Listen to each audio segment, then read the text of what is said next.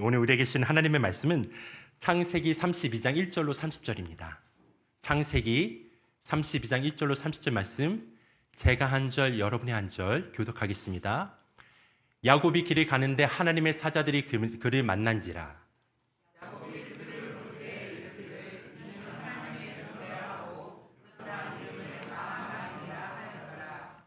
야곱이 세일 땅 에돔들에 있는 형 에서에게로 자기보다 앞서 사자들을 보내며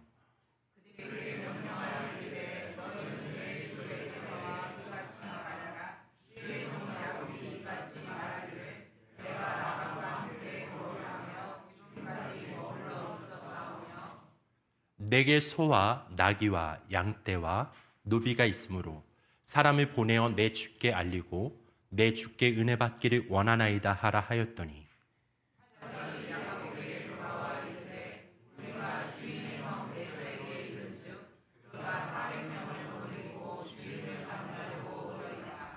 야곱이 심히 두렵고 답답하여 자기와 함께한 동행자와 양과 소와 낙타를 두 떼로 나누고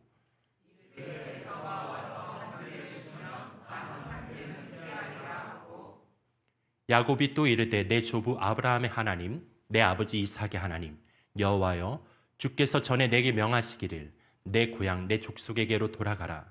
내가 내게 은혜를 베풀리라 하셨나이다.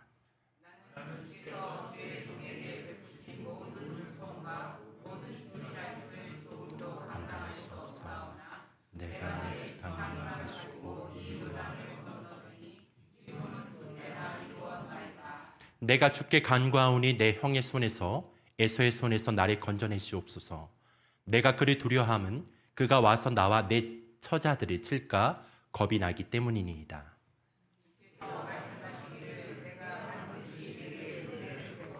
내 시로 바다에 쓸 수 없는 물이와 같이. 야곱이 거기서 밤을 지내고 그 소유 중에서 형 에서를 위하여 예물을 택하니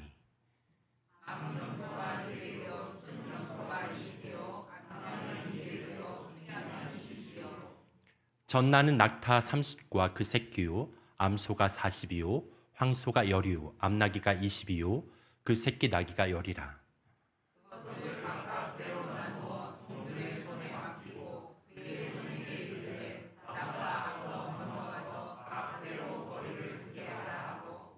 그가 또 앞선 자에게 명령하여 이르되 내 형 에서가 너를 만나 묻기를 내가 누구의 사람이며 어디로 가느냐, 내 앞에 것은 누구의 것이냐 하거든.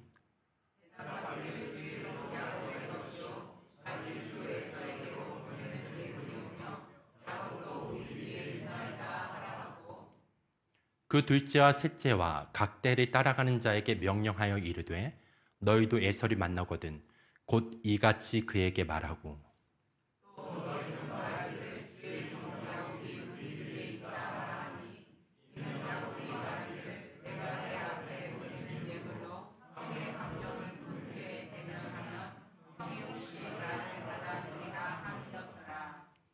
그 예물은 그의 앞서 보내고 그는 무리 가운데서 밤을 지내다가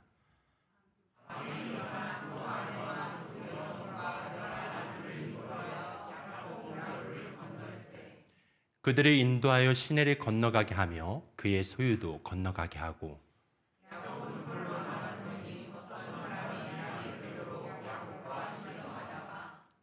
자기가 야곱을 이기지 못함을 보고 그가 야곱의 허벅지 관절을 치매 야곱의 허벅지 관절이 그 사람과 씨름할 때에 어긋났더라.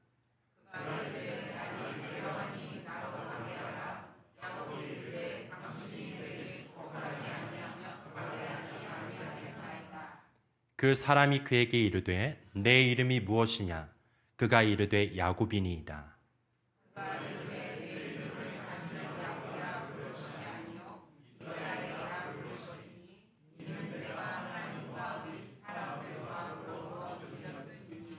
야곱이 청하여 이르되 당신의 이름을 알려주소서. 그 사람이 이르되 어찌하여 내 이름을 묻느냐 하고 거기서 야곱에게 축복한지라. 그러므로 야곱이 그곳 이름을 브니엘이라 하였으니 그가 이르기를 내가 하나님과 대면하여 보았으나 내 생명이 보존되었다 함이더라. 아멘. 오늘 우리에게 말씀을 전해주시는 이 장은시 전도사님은 장신대 교육대학원 졸업하시고 기독교 교육 전문 사역자로서 여러 교회에서 다음 세대와 가정을 귀히 섬기셨던 분이십니다. 그리고 지난 가을 수련회에서 말씀으로 섬겨주신 양정호 목사님의 사모님 되십니다. 오늘 만남의 기독교 교육이라는 제목으로 말씀을 전해주실 텐데요. 장은시 전도사님 나오실 때 따뜻한 환영의 박수로 맞이해 주시기 바랍니다. 안녕하세요. 네, 너무 반갑습니다. 다음 세대를 위한 교육에 대해서 특강을 해달라는 의뢰를 받고 굉장히 두려웠습니다. 제가 교육에 대한 강의를 할 수 있을까? 더구나 11시 대예배 설교라고 해서 사실 처음에는 거절을 했었습니다. 너무 보잘것없는 제가 어떻게 감히 대예배 설교를 할 수 있나 처음엔 거절을 했는데, 근데 또 생각해보니까 제가 결혼하기 전부터 기독교 교육을 전공하고 영화부 사역을 하고 있다는 이유로 부모 교육에 대한 특강 의뢰를 종종 받았었습니다. 제가 장로회 신학대학교 기독교 교육과를 졸업하고 그리고 교육대학원에서 영화부 부모 교육에 대해 논문을 썼기 때문에, 그리고 총회 교육부 원고도 좀 썼고 기독교 교육연구원에서 원고 쓰고 강의도 하고 이래서 아마 아가씨였지만 저를 이렇게 부모 교육 강사로 이렇게 좀 불러주셨던 것 같아요. 그때는 제가 언니네 집에 얹혀 살고 있었기 때문에 조카를 보면서 조카 이야기를 예화로 종종 사용하곤 했었습니다.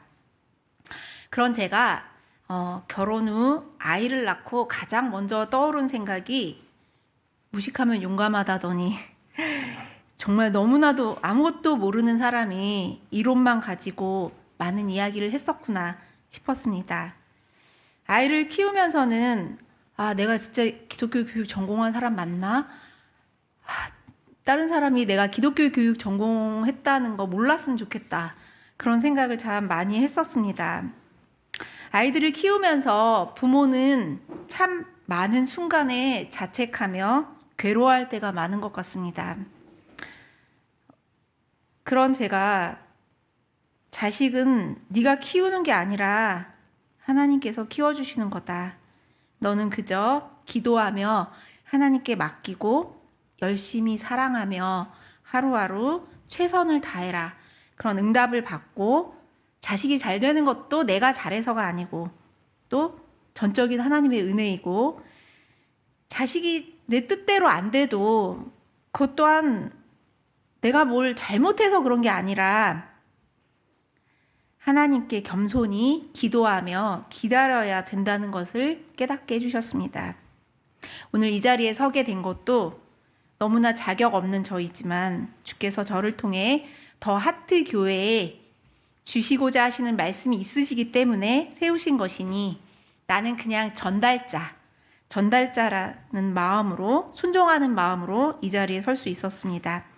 이 자리에 설 수 있도록 이끌어 주신 하나님께, 그리고 담임 목사님께, 또 성도님들 모두에게 진심으로 감사를 드립니다.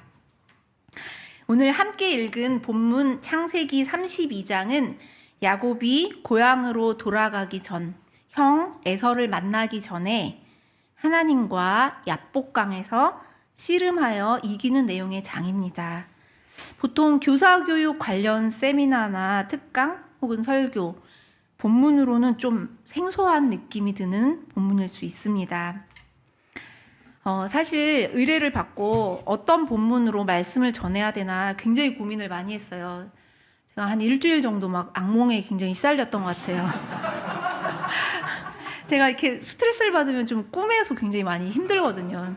근데 그러다가 이제 어떤 좀 관련 서적을 좀 읽어야 되나? 아니면 또 친구한테 나 오랜만에 이런 의뢰를 받았다 이랬더니 친구가 누구 강연 좋다고 막 추천을 해주는 거예요. 근데 저는 사실 그런 거를 보기 전에 그냥 하나님께서 나에게 직접 주시는 말씀을 먼저 붙잡고 싶었습니다. 그래서 처음 일주일 동안은 기도하면서 기다렸습니다. 보통 저한테 나쁜 꿈을 주실 때는 기도하라는 그런 뜻이거든요. 그래서 기도를 하는데 하나님께서는 제가 평상시 묵상하던 본문에서 말씀을 주셨습니다. 원래 이렇게 연초 되면 성경 일독해야지 하고 창세기 1장부터 쫙 읽어 나가기 시작하잖아요. 그래서 창세기 1장부터 쭉 읽다가 32장 그 말씀을 딱 읽는데 오늘 첫 번째 말씀에서 볼 수 있듯이 만남의 기독교 교육이라는 제목을 딱 잡고 나니까 그 다음부터는 너무 마음에 평안이 찾아오고 잠도 잘 오더라고요. 근데 또 이 본문이 결코 생소하진 않아요. 왜냐하면 성경은 살아있는 하나님의 말씀이기 때문에 언제나 우리에게 열려 있습니다. 같은 본문이지만 각자에게 주시는 메시지는 다를 수 있고 같은 내용이지만 어떤 상황에 따라서는 다르게 해석될 수가 있기 때문입니다. 또 오늘의 본문을 잡기 전에 저는 교육을 투쟁이라고 생각하고 있었습니다. 교육의 장은 전쟁터이고 교사는 전사가 되어 무장하고 나가야 한다고 생각합니다. 하나님은 우리에게 많은 방법을 통해 가르치시고 계시는데 사실 다음 세대를 위한 교육하면 뭔가 이렇게 획기적인 방법으로 접근해야 될 것 같은 그런 생각이 드는데 성경의 본문은 언제나 우리에게 가장 기본이지만 가장 훌륭한 교과서고 또 하나님은 우리에게 최고의 교사이십니다. 그래서 저는 오늘 교과서에 충실해서 성경에 충실한 내용을 전달하려고 합니다. 말씀을 들으면서 교육의 장이 왜 전쟁터일까 한번 생각을 한번 해보시면 좋을 것 같습니다. 본문 1절에서 야곱이 길을 가는데 하나님의 사자들이 그를 만난지라 이 말씀에 보면 영어 성경으로 보면 Angel of God came to meet him. 야곱이 하나님을 만나는 과정에서 제가 아까 1절에서 만남의 기독교 교육을 생각하게 되었다고 얘기했습니다. 천사가 야곱에게 먼저 왔습니다. 그래서 첫 번째로 교육은 먼저 다가가는 것이다. 다가가는 것이다. 어떻게 다가갈까? 저는 사실 주중에 전화와 컴퓨터로 중학생들을 학습을 관리하는 관리교사 일을 하고 있습니다. 제가 교육전도사 일을 하다가 결혼해서 남편 유학차 미국에 가서 4명의 아이를 낳고 키웠습니다. 미국까지 갔는데 왜 공부 안 해? 많이 들었어요. 왜냐하면 제가 그래도 석사까지 하고 갔으니까. 근데 사실 하나님은 저에게 계속 아이를 주셨어요.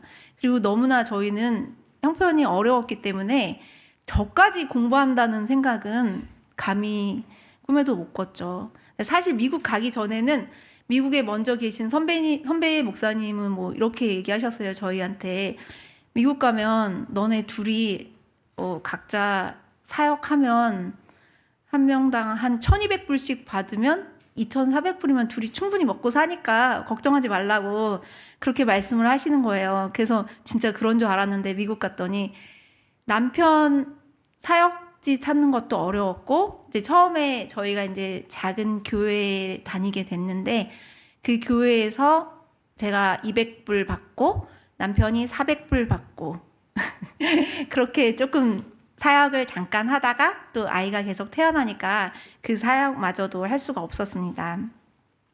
그리고 저는 이제 한국으로 귀국하면 한국 교회와 교육을 위해 계속 일하게 해달라고 기도를 했었습니다. 남편이 어렵게 공부를 마치고 한국에 돌아왔는데 공부만 마치고 한국에 돌아가면 장밋빛인 줄 알았어요, 진짜. 그랬더니 장밋빛이 아니라 정말 핏빛이었어요. 집도 없고 그때도 이제 언니네 집에서 한 4개월 정도 얹혀 살다가 이제 겨우 남편이 이제 어느 교회의 부목사로, 그것도 준전임으로 청년부 사역을 해서 이제 그 교회에 다니게 됐는데, 저는 남편 따라가야 되니까 제가 뭐 다른 데로 사역을 나갈 수는 없었어요. 그래서 저는 이제 그때 저희 아이들이 초등학생이었기 때문에 학교에서 봉사를 하게 되었습니다. 그러니까 한국에 돌아가기 전에 미국에서 막 엄마들이 이제 하는 얘기가 한국 학교 되게 무섭다 막 이런 얘기 많이 하면서, 근데 그래도 가면은, 그러니까 한국에서 미국으로 온 지 얼마 안 된 어머니 한 분이 저한테 이제 조언을 해주시는데, 이제 한국 가서 녹색 어머니 회 정도를 하면 이제 학교 돌아가는 거 어느 정도 알 수 있다, 그런 얘기를 하시더라고요. 그 녹색 어머니 회가 뭐냐면 아이들 교통 지도하는 거예요. 그래서 제가 이제 저희 아이 둘째 아이가 초등학교 1학년 들어갈 때 처음으로 녹색 어머니를 신청해서 교통 지도를 했는데 6년 동안 봉사하면서 녹색 어머니의 회장도 했습니다, 제가. 정말 그런, 원래 학교에서 임원 이런 거는 좀 돈 있는 사람들이 하는 거 아닌가요? 근데 돈이 없는데도 저는 그냥 몸으로 열심히 뛰었습니다. 근데 하나님은 왜 나한테 교육은 안 시키시고 뭐 이런 일을 시키실까라는 생각이 들기도 했지만, 어쨌든 제가 기도했던 대로 교육의 장이니까 열심히 봉사를 했습니다. 그러다가 이제 모 공동체에서 부름을 받아 약 2년간 공동체 생활을 했습니다. 예전부터 남편이 가끔씩 공동체 얘기를 했었어요. 근데 저는 공동체에 대해 굉장히 부정적인 생각으로 가득 찬 사람이었거든요.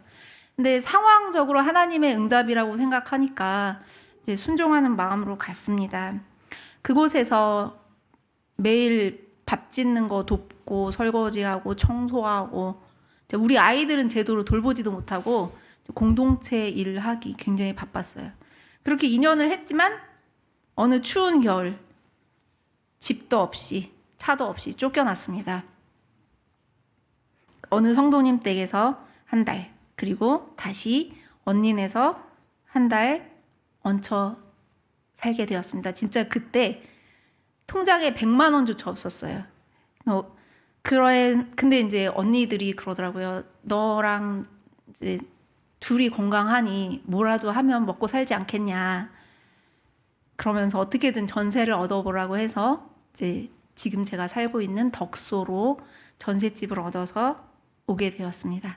그리고 이제 남편은 장신대에서, 처음에는 이제 대전에 있는 신학대학에서 일을 하다가 지금은 장로의 신학대학에서 교수로 일하게 됐고, 그리고 또 그때 이제 언니네 집에서 그쪽 덕소로 이사 가기 바로 전에 언니가 먼저 시작한 일, 아까 처음에 말씀드렸던 그 학습 관리하는, 인터넷 강의 학습 관리하는 일을 그때부터 이제 하게 된 거예요.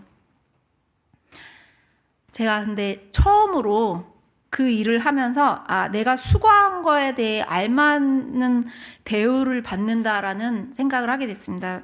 왜냐하면 저는 대학 졸업 후 계속 교회에서 주로 관련된 일을 했기 때문에 항상 뭔가 봉사만 하지 정당한 대가를 받는다는 느낌을 못 받았었습니다. 그리고 왜 나는 맨날 봉사만 하게 하는 거지? 나한테는 돈 버는 달란트를 안 주셨나? 그런 생각을 했었습니다. 그러나 그 또한, 그리고 제가 늘 뭔가 바라는 게 있었다면, 뭔가 이렇게 딱 정해진 수입, 우리 가족한테 알맞는 수입이 고정적으로 들어오는 거, 그게 저한테 아주 작은 소망이었어요. 그래서 나도 좀 계획된 삶을 살고 싶다. 그게 저의 바람이었는데, 근데 막상 남편이 고정 월급을 받고 저도 거의 뭐 월급을 이렇게 받는데도 그걸로 다 사라지는 게 아니더라고요. 그러면서 깨닫게 됐죠. 돈을 얼마 버느냐가 중요한 게 아니라 언제나 많이 벌건 적게 벌건 하나님이 먹이시고 입히시고 책임지셨고 앞으로도 책임지신다는 것을 알게 하셨습니다. 제가 그 관리교사 일을 하면서 참 많이 힘들었습니다. 아이들 중학생이거든요. 중학생 되게 무섭다고 얘기 많이 하잖아요. 근데 사실 그 아이들은 문제가 되지 않았어요. 왜냐하면 저희 아이들이 워낙 까칠하게 사춘기를 보냈기 때문에 사실 이제 아이들은 이제 귀엽더라고요. 제 나이 정도가 되니까. 근데 한 달에 한 번 통화하는 부모와의 상담이 참 어려웠습니다. 열심히 잘하는 아이들은 별로 문제가 되지 않는데 돈만 내고 잘 안 하는 아이들의 부모님들 중에 그 자기 아이가 안 하는 거를 교사 탓으로 돌리는 사람들이 있어서 그것 때문에 되게 힘들었어요. 그래서 또 감정을 조절 제가 못해가지고 전화로 학부모와 싸우고 심할서를 쓴 적도 있었습니다. 근데 나중에 생각해보니까 내가 그 엄마가 나빠서가 아니라 경험이 부족하니까 이게 내가 잘 모르니까. 근데 내가 모르는데 모르는 걸 콕 찍어서 얘기를 하니까 화가 확 나는 거예요. 제가 어느 순간 자존심이 상하고 그러니까 확 안 좋은 말이 나가더라고요. 제가. 그래서 내가 부족해서 내가 적절한 대처를 잘 못해서 그런 일이 일어났구나라는 것을 깨닫게 됐습니다. 제가 교육의 장이 전쟁터라고 하는 이유가 바로 여기에 있습니다. 어디서 언제 어떤 총알이 날라올지 대포가 터질지 알 수 없는 곳이 바로 교육의 장입니다.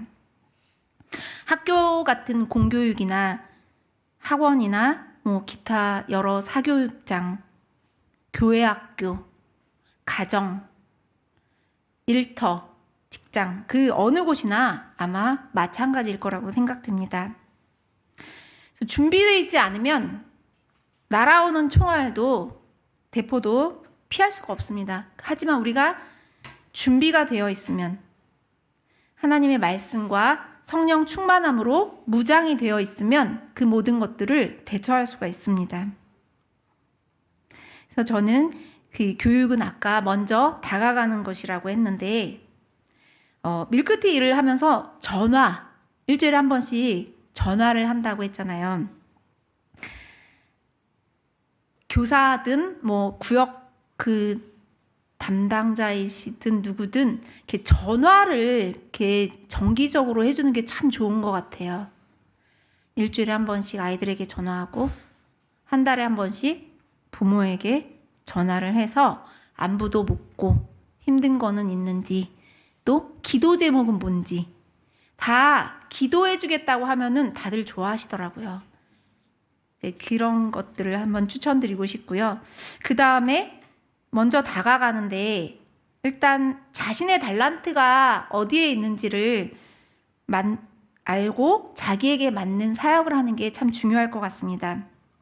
과거에 저는 늘 유치부만 했었습니다. 사실 제가 대학 때는 저희 친정 아버님께서 사역하시는 교회에서 교사를 했습니다.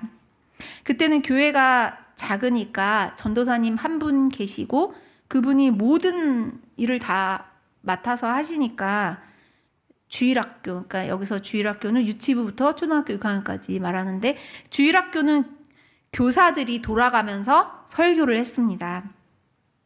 어느 날 제가 설교를 하는데 제가 신학적인 지식도 부족하고 또 막 대학생이니까 바쁘잖아요. 준비도 제대로 못해서 설교할 때 성경 구절 하나 읽고 예화집을 그냥 내용을 이렇게 대충 읽어줬어요. 근데 맨 앞에 앉아있던 6학년 남자애가 들으면서 유치해 그러는 거예요. 그래서 순간 얼굴이 새빨갛게 달아오르더라고요. 진짜 너무너무 부끄러웠어요. 제가 그래서 그때부터 고학년 아이들을 되게 두려워했어요. 나는 진짜 큰애들은 안 되겠다. 그러고서 항상 유치부 교사, 유치부 전도사만 했습니다. 근데 유치부 교사 하다가 어느 해인가는 이제 6학년 교사를 맡게 됐는데 사실 유치부 교사 할 때는 제가 항상 열심히 하니까 우리 반이 항상 많고 내가 가는 반은 언제나 부흥되고 그랬어요. 근데 6학년을 맡았는데 정말 열심히 하고 막 전화 신방도 하고 찾아가고 별 준비도 다 했는데도 애들이 안 오는 거예요. 진짜 토요일 열심히 준비하는데 주일 딱 가면 안 왔어. 아무도. 아니면 한 명 왔어요. 그래서 내 뜻대로 되는 게 아니구나. 내가 노력해서 되는 게 아니구나. 내가 잘해서 되는 게 아니구나. 그러면서 더 겸손해질 수 있었고, 그러고서 더 유치부만 했어요. 그 전도사를 나는 그냥 유치부 전담, 초등학생이나 중고등부는 생각도 못했죠. 근데 지금 제가 중학생 120명도 넘는 애들을 관리하고 있거든요. 그렇게 할 수 있었던 거는 사실 4명의 아이들을 기르면서 다양한 케이스를 경험하게 하시고 또 성장시키신 것입니다. 사실 저는 제가 부모 교육을 전공했지만 아이를 딱 낳고 나서 이렇게 기도했어요. 저는 부모 교육에 대해 특강 같은 거 안 해도 되고 강사 안 해도 되니까 그냥 특별한 사례 같은 거 제공해 주시지 마시고 그냥 아이들이 착하게 무난하게 잘 자라게 해주세요라고 기도를 했습니다. 근데 정말 저희 큰딸이 속을 많이 썩였어요. 정말 많이 썩여서 내가 이런 표현도 많이 썼어요. 내 속이 새카맣게 타들어간다. 그런 말도 많이 했고, 고등학교 때 그 아이가 고등학교 때 제발 졸업만 좀 잘 해줬으면 그런 기도도 많이 했습니다. 근데 너무 감사하게 대학 갔어요. 근데 여전히 속을 썩여요. 주일날 교회 데리고 가는 거 너무너무 힘들어요, 진짜. 이 아이가, 목사님 딸인 이 아이가 믿음이 없어서 주일 아침마다 저는 항상 심장이 콩닥콩닥 합니다. 오늘도 또 안 간다 그러면 어떻게 하나. 그래서 그 아이를 교회에 데리고 가서 예배 드리는 게 지금 저의 사역이에요. 사실 저는 앞에 나가서 설교하고 가르치는 일을 좋아하지만 하나님은 저한테 그렇게 잘 안 주시더라고요. 항상 2년 정도 하고 나면 또 못하는 상황이 되고 계속 그렇게 되는 거예요. 그래서 주변에 뭐 전도사들이나 뭐 이런 사람들이 나 사역하기 싫어. 나 이제 쉴래. 그만할래. 이러면은 약간 좀 짜증이 나더라고요. 나는 하고 싶은데 나는 하나님이 기회를 안 주시는데 왜 저래? 그런 생각이 들어요. 근데 하나님은 저에게 언제나 지금 네가 하고 있는 일이 사역이다 라고 말씀하십니다. 제가 인터넷 관리교사 하는 것도 사역이고 주일날마다 우리 딸 데리고 예배 드리는 것도 사역이라고 하십니다. 아이들을 낳아보지 않아도 아이들을 잘 다루는 달란트를 가지고 계신 분들도 계십니다. 어떤 사람은 유치부 아이들을 잘 이렇게 다루고 또 어떤 사람들은 까칠한 중학생들과도 또 소통을 잘하는 분들도 계셔요. 그리고 또 어떤 분은 연세가 많으신 분들을 잘 이렇게 소통하시는 분들도 계십니다. 그래서 나한테 주신 달란트는 무엇일까? 그걸 생각하면서 기도를 해보면 좋을 것 같습니다. 근데 또 아이들이 없는데 뭘 어떻게 하지? 라는 생각이 들 수 있습니다. 그러면 찾아보세요. 과거 선교사들은 우리나라에 와서 학교, 병원을 설립하고 가르치고 치료해 주었습니다. 하지만 지금은 너무나 다 잘 돼 있죠. 어떻게 보면 교회가 점점 설 자리가 없다라는 생각이 듭니다. 그렇지만 잘 찾아보면 사람들이 잘 찾지 않는 사람들이 있습니다. 홀로 고군분투하면서 아이를 키우는 부모가 있습니다. 예를 들면 미혼모라든가 미혼부라든가 그리고 보육원에서 나온 청년들 손길이 그뿐만 아니라 분명 찾아보면 뭔가 우리의 도움이 필요한 손길이 있을 것입니다. 그래서 꼭 어떤 우리 교회 안에 있는 아이들만 내가 사역한다. 우리 교회에 있는 사람들만 사역한다가 아니라 조금 더 이렇게 바깥에서 찾아보면서 기도하면서 하나님의 인도하심을 받을 수 있었으면 좋겠습니다. 그다음에 두 번째로 교육은 매우 구체적이다. 창세기 32장 11절 같이 한번 읽어보겠습니다. 내가 주께 간구하오니 내 형의 손에서 에서의 손에서 나를 건져내시옵소서. 내가 그를 두려워함은 그가 와서 나와 내 처자들을 칠까 겁이 나기 때문입니다. 네, 이 내용을 보면 야곱이 기도하는 내용인데 야곱은 굉장히 구체적으로 기도를 하고 있습니다. 기도에 대해서 굉장히 어렵게 생각하시는 분들이 계셔요. 가끔씩 아이들도 그렇고 어떻게 기도해야 될지 모르겠다. 근데 기도는 하나님께 아주 진솔하게 솔직하게 내 상황을 말씀드리면서 묻고 의논하는 것입니다. 그래서 아이들에게 구체적인 기도를 가르쳐야 합니다. 이런 성경 내용을 통해서 가르치면 더 좋겠죠. 지금 야곱은 너무 무서운 거예요. 에서가 원래 에서가 죽이려고 하는 걸 피해서 외삼촌 라반한테로 도망을 간 거였잖아요. 근데 이제 다시 돌아가려고 하는데 우리가 아까 성경에서도 읽었지만 미리 사람들을 보냈더니 형 에서가 400명이나 되는 군사들을 데리고 오고 있다는 그 소식을 들었으니 얼마나 무섭겠어요. 그래서 온갖 선물을 다 준비해서 선물을 막 다 보냅니다. 자신의 최선을 다하는 모습인 것 같아요. 이 모습은 기도한다고 뭐 아무것도 안 하고 그냥 가만히 있는 게 아니라 뭔가 이렇게 최선을 다하긴 다 했어요. 그리고 나서 하나님께 엄청 이제 기도를 하는 거죠. 아주 구체적으로. 나의 형의 손에서 에서의 손에서 나를 건져내시옵소서. 내가 그를 두려워함은 그가 와서 나와 내 처자들을 칠까 겁이 나기 때문입니다. 이 내용에서 보면 내가 두렵습니다, 하나님. 근데 우리는 항상 두려울 때, 뭔가가 두려울 때 그 두려움의 실체가 뭔가를 먼저 파악하는 게 되게 중요한 것 같아요. 저도 여기에 서기 전에 굉장히 두려웠어요. 근데 뭐가 두려운 걸까? 뭐가 두려운 걸까? 그걸 이제 생각을 해보는 거예요. 뭐가 두려웠냐면 일단 내가 막 너무 떨면 어떡하지?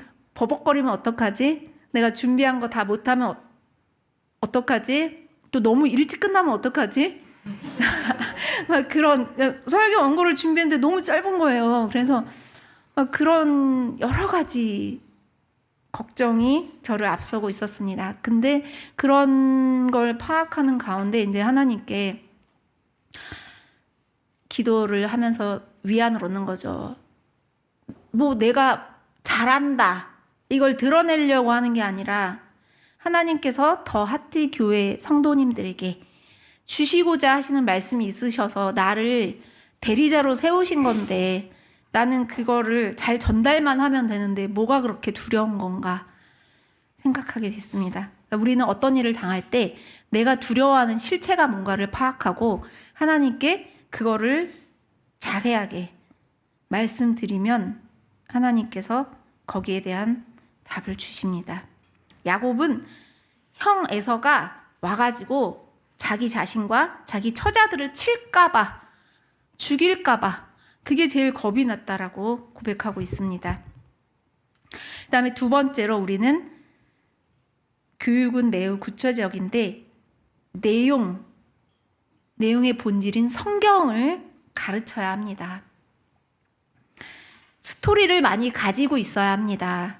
성경 속 인물들, 이야기, 상황, 이야기를 많이 가지고 있어야 돼요.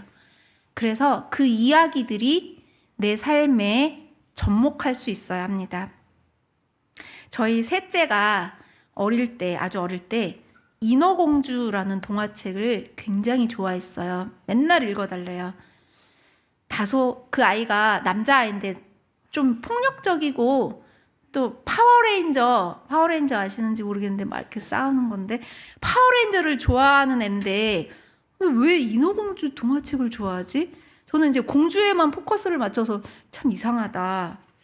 근데 알고 보니까 동화책에서 한 장면을 좋아하는 거였어요. 그 장면이 뭐였냐면 이제 인어공주가 그 왕자를 원래 살렸는데 그 왕자는 그것도 모르고 다른 여자랑 결혼을 했잖아요.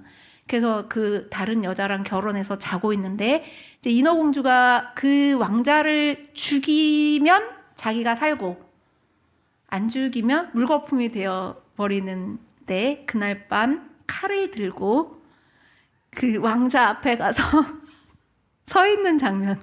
그 칼 때문에 칼 크지도 않아요. 요만한 칼 딱 이렇게 들고 있는 거. 그것 때문에 저희 아이가 그 동화책을 계속 읽어달라고 그러는 거예요. 그 사실을 알고 진짜 어이가 없었어요. 와. 그래서 제가 그 다음에 다윗과 골리앗을 읽어줬습니다. 다윗과 골리앗에서 다윗이 골리앗과 싸우는데 이만한 칼, 골리앗이 들고 있는 칼 있잖아요. 다윗은 물맷돌을 들고 있었지만 골리앗이 이만한 칼을 차고 있고 그 칼을 들고 있는 장면, 그것 때문에 그 아이가 그 다음부터는 계속 다윗과 골리앗을 읽어달라 그래서 그거를 많이 읽어주었던 기억이 납니다. 성경 이야기를 아이들의 눈높이에 맞춰서 재미있게 의미가 잘 전달되게 들려줄 필요가 있습니다. 성경 인물, 사건, 그리고 그 모든 상황을 통해서 나를 그 상황 속으로 가지고 들어가서 나와 비교해보는 그런 시간을 많이 가져야 될 것 같습니다. 요즘은 아이들 설교나 공과 시간에 성경 이야기를 많이 들려주지 못하는 것 같아요.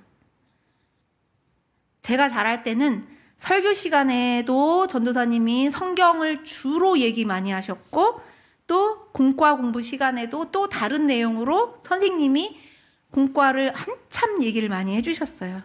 그리고 때때로 성경 퀴즈 대회, 성경 암송 대회, 그리고 시험까지 봤어요. 그래서 저는 싫든 좋든 성경을 많이 읽고 많이 내용을 알고 있는데 근데 제가 사역할 때도 그렇고 성경보다 다른 이야기가 굉장히 많이 들어가더라고요. 저는 그게 너무나 안타깝습니다. 그리고 또 교회에 이제 부모님들 따라서 오다 보니까 그 예배 드리는 1시간 안에 모든 걸 다 해야 되니까 교회 학교도 너무 바쁜 거예요. 생일 파티도 해야 되고 모두 해야 되고. 그러니까 성경 이야기를 들려주는 시간이 너무 없어졌습니다. 사실 집에서 성경 읽으라고 아이들한테 말을 하면 말을 잘 안 들어요. 그냥 책도 안 읽는데 성경을 읽겠어요? 안 읽잖아요. 저희 아이들도 성경을 잘 안 읽어요. 근데 제가 이제 사순절 때나 뭐 이런 대림절 때 교회 학교에서 그 성경 읽고 큐티하는 거 달력 같은 거 나눠주면 막 억지로 붙잡고 걔를 막 시키는데 그 저희 아이 막내만 그래도 제 말을 좀 잘 듣는 편이에요. 그래도 걔를 붙잡고 시키는 게 너무 힘들어요.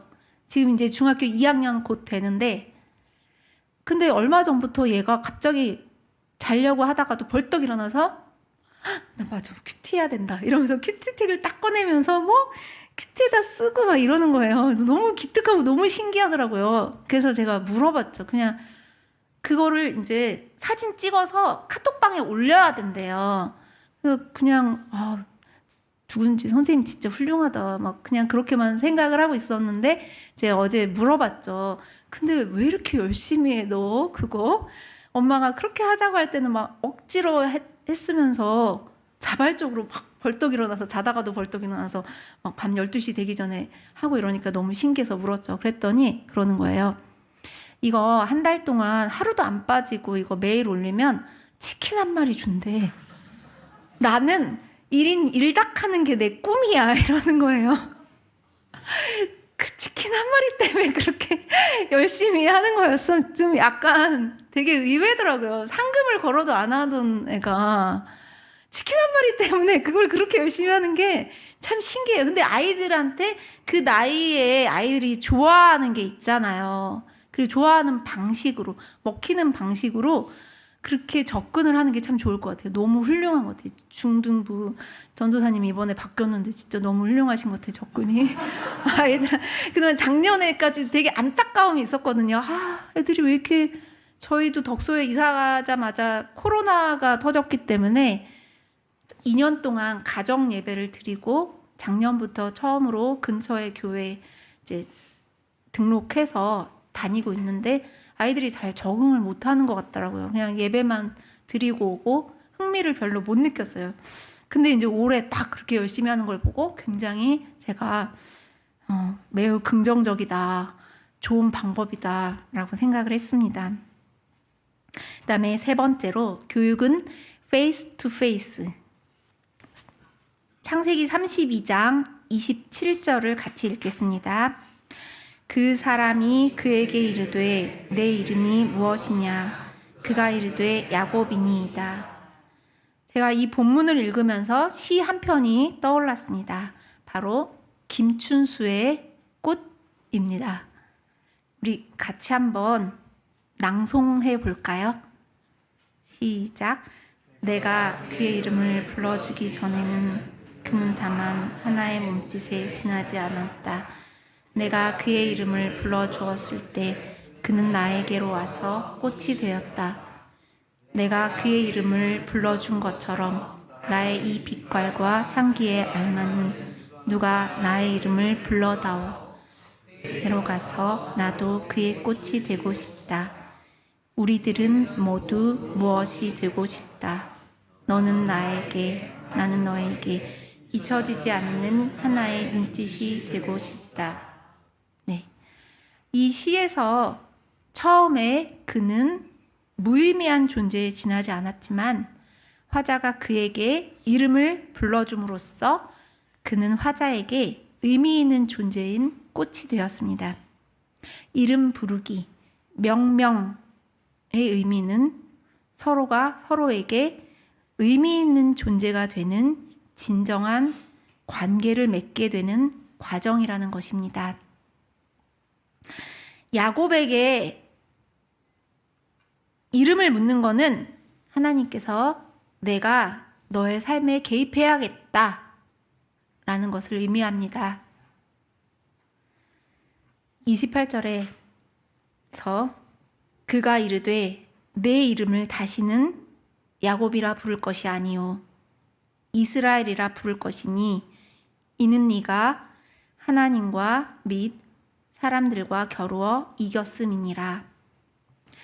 28절에서 볼 수 있듯이 하나님께서 야곱, 속이는 자라는 뜻인 야곱에서 이스라엘, 하나님과 겨루어 이김이라는 뜻을 가진 이스라엘이라고 이름을 바꿔주십니다. 그것은 바로 이제 다 이겨놓은 게임이다 라는 것을 알려주고 계시는 것입니다. 결론은 정해졌으니 이제 믿고 나가라는 것입니다. 야곱이 아까 기도한 내용을 생각해 보십시오. 죽을까봐, 에서가 죽일까봐 그게 무서워가지고 부들부들 떨면서 기도하지 않았습니까? 하나님께서는 야곱의 필요를 제대로 파악하신 것입니다. 너가 이제 다 결론은 정해져 있으니까 너는 나가기만 하면 돼 라는 것을 이름을 통해 주신 것입니다. 그러자 야곱이 또 오히려 이제 하나님께 물어봅니다.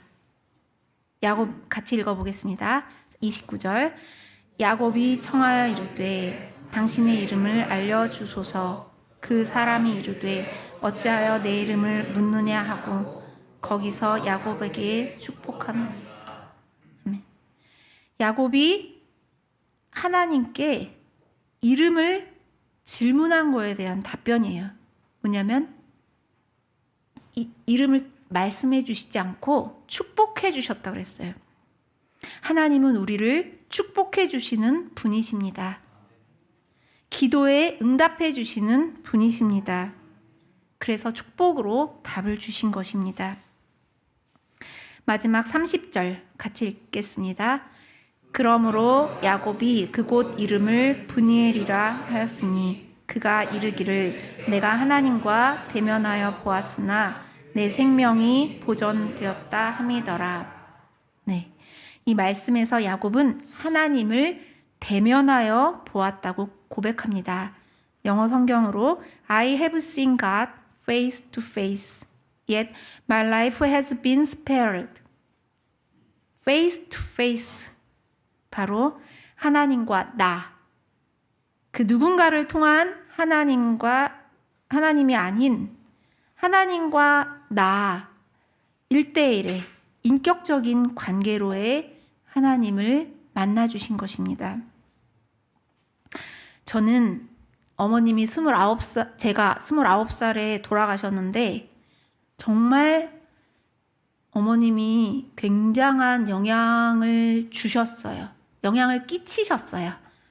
좋은 점도 있고 안 좋은 점도 있었지만 항상 많은 본을 보여주셨죠. 진짜 기도하시는 모습, 찬양하시는 모습 너무너무 좋은 성경 이야기뿐만 아니라 믿음의 글들을 읽고 나면 다 얘기해 주셨어요.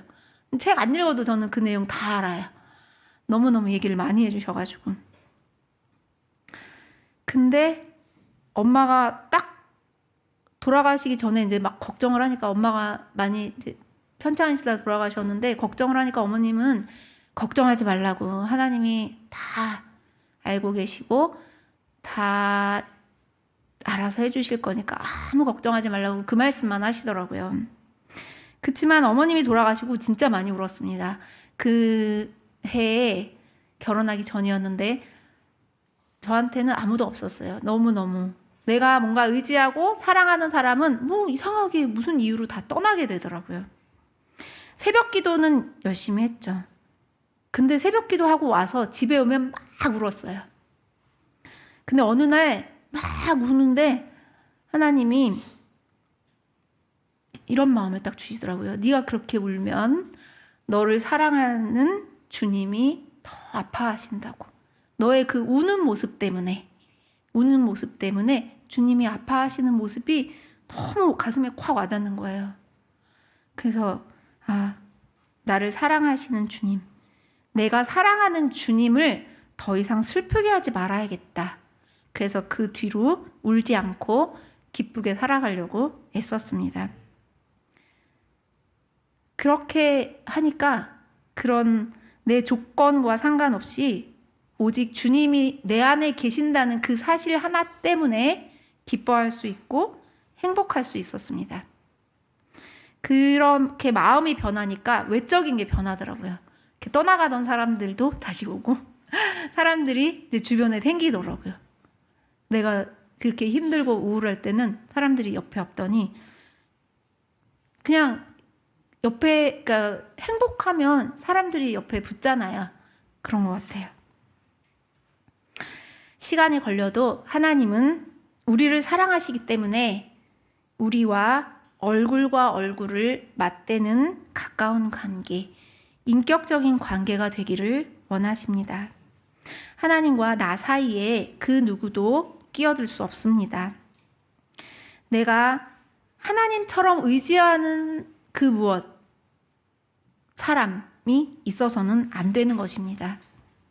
성경을 읽고 말씀을 들으면서 또 성경 인물, 성경 사건을 통해서 하나님은 우리에게 직접적으로 관계하시고 직접적으로 말씀해 주시는 것을 기뻐하십니다. 이제 우리는 다시 한번 생각해 보겠습니다. 교육은 먼저 다가가는 것입니다. 하나님이 우리에게 먼저 오신 것처럼 우리도 먼저 우리의 손길을 필요로 하는 누군가에게 먼저 다가가십시오. 자신의 달란트가 무엇인지, 나에게 주신 사역이 무엇인지를 생각하며 다가가십시오. 그리고 교육은 매우 구체적입니다. 뭔가 나를 드러내는 것이 아니라 하나님의 말씀, 성경을 통해서 기도도 가르치고 그런 내용을 많이 전달해 주었으면 좋겠습니다. 그것은 어떤 꼭 신학적인 지식이 반드시 많이 있어야 되는 건 아닌 것 같아요. 그러니까 작은 교회에서 우리는 사역자가 부족하기 때문에 부서를 세우지 못한다. 그건 아닌 것 같아요. 성경 이야기를 같이 읽어도 좋고 나누면 참 좋고, 그래서 성경을 많이 읽고 나누는 시간을 가졌으면 좋겠습니다. 그리고 교육은 만남입니다.